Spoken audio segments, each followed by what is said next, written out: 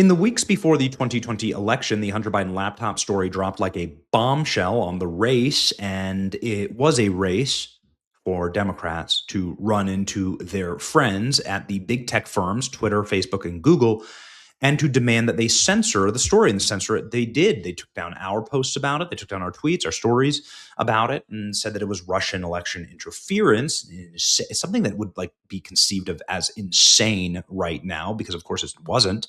Hunter Biden's laptop was 100% real. Hunter Biden's laptop was used by the FBI to prosecute and secure a guilty ruling against Hunter Biden in his own case, which is a wild thing that Hunter Biden was, of course, pardoned for, even though Joe Biden's own DOJ prosecuted him and again secured a guilty conviction of Hunter Biden. They used his laptop as evidence. It was 100% real. But nonetheless, Democrats' playbook was exposed. They will run to big tech for full censorship if they get an opportunity in order to rig an election. They also, of course, rigged it through the deep state. The 51 spies who lied, you remember that? They signed a letter saying that the Hunter Biden laptop, which they knew was real and authentic, had all the hallmarks of a Russian disinformation op. That was all you needed. Anyway, Google admitted that this censorship happened under the Biden administration. They invited back banned users. They tried to make it right.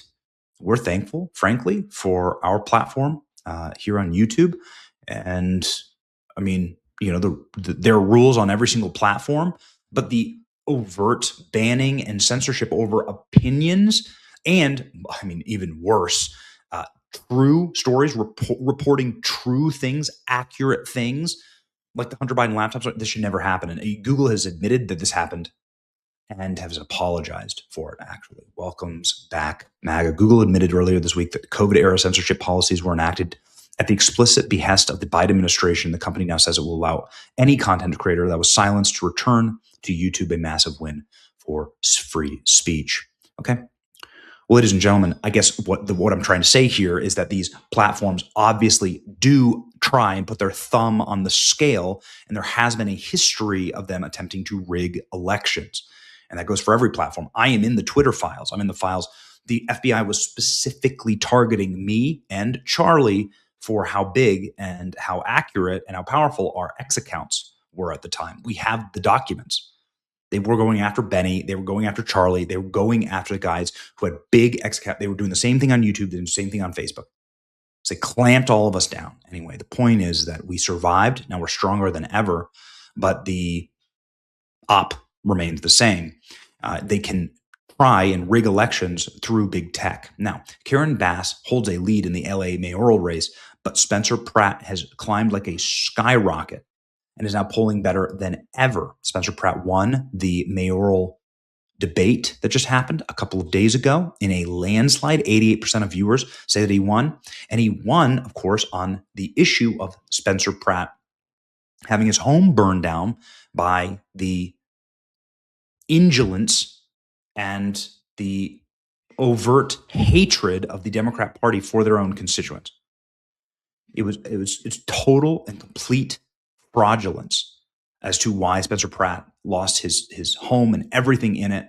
He has two little young kids, and he's running obviously on that anger. And it's a beautiful origin story for a candidate. You know, it's very much a Donald Trump origin story, right? A reality star running because he loves, because he's seen everything go to hell and he wants to restore greatness. Anyway, restoring greatness is what Google Maps just did to the Palisades.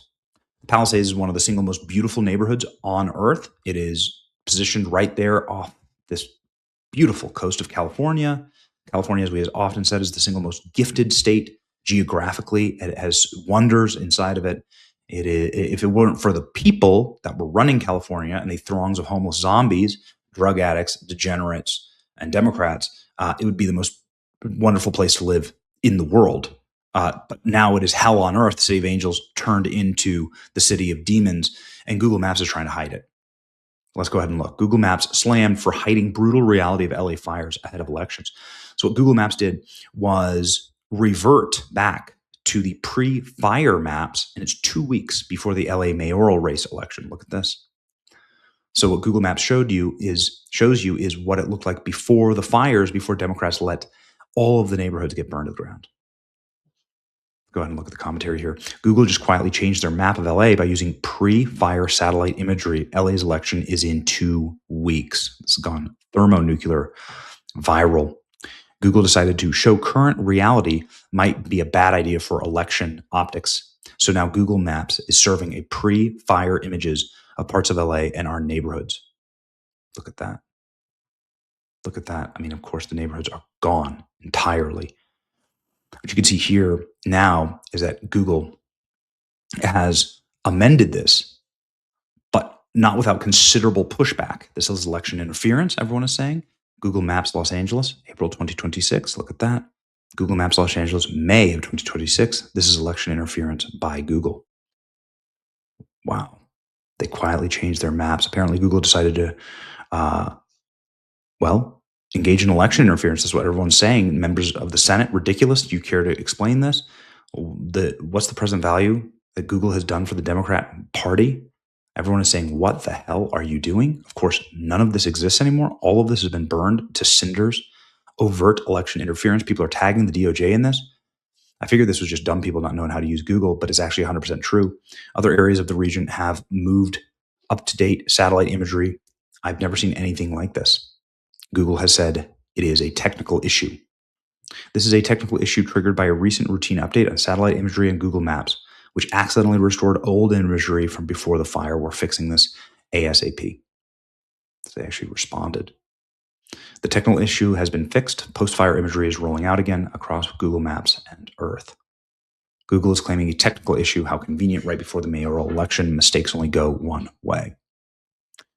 Ladies and gentlemen, Spencer Pratt has been making huge headway. Obviously, he's still the underdog, but he's now destroyed the number 3, and he could make a runoff. What you want to do here is make a runoff, right? So it's him versus Karen Bass. That's what you want to do. And it's like the greatest underdog story of all time. And Spencer Pratt cutting ads like this one. This 30-second ad is all you need to see from Spencer Pratt to know why this is such a devastating story and why he needs to win. Vote Spencer Pratt. Here you go. This is where Mayor Bass lives. You notice something? Or here, where Nithya Raman's $3 million mansion sits. They don't have to live in the mess they've created where you live.